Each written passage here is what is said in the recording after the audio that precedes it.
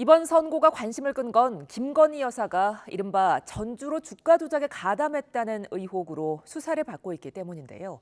이번 판결이 김 여사 의혹에 대한 향후 수사에 어떤 영향을 미칠지 임성호 기자가 짚어봤습니다.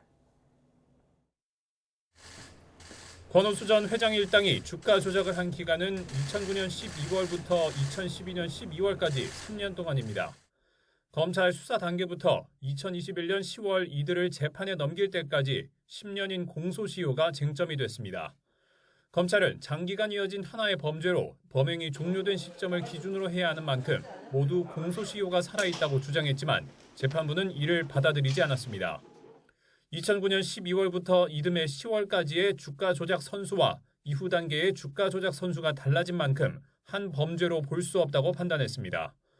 그러면서 2010년 10월 이전 주가 조작 선수 이모 씨의 범행은 공소시효가 지났다며 면소로 판결했습니다. 특히 이 씨는 윤석열 대통령의 부인 김건희 여사의 계좌를 맡아 관리하면서 주가 조작에 이용한 것으로 조사된 인물입니다. 1심 판결이 확정되면 해당 기간 김 여사가 이 씨에게 단순히 계좌만 맡긴 게 아니라 시세 조정에 깊게 개입했다고 해도 죄를 물을 수는 없는 겁니다. 돈을 빼고 그 사람하고는 절연을 했습니다. 저희 집사람 오히려 손해보고 그냥 나왔습니다. 그것도 2010년입니다. 하지만 김 여사는 공소시효가 유효한 것으로 인정된 2010년 10월부터 2011년 1월 사이에도 도이치모터스 주식을 수십억 원어치 매매해서 수억 원의 이익을 거둔 것으로 파악됐습니다. 주가 조작 일당과 무관한 개인적 거래였다는 것이 김 여사 측의 입장이지만 의혹이 말끔히 정리된 것은 아닌 상황인 겁니다.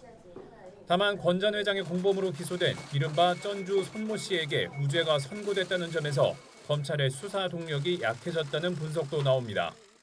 재판부는 손 씨가 주가 조작에 편승해 이익을 얻으려는 의도가 있는 것으로 보인다면서도 공범임을 입증할 증거는 부족하다고 판시했습니다. 법조계에서도 김 여사의 혐의를 입증하기가 한층 까다로워졌다는 분석이 나옵니다. 이에 대해 검찰은 해당 의혹과 관련해 실체적 진실을 규명하기 위해 계속 수사 중이라고만 밝혔습니다. YTN 임성호입니다.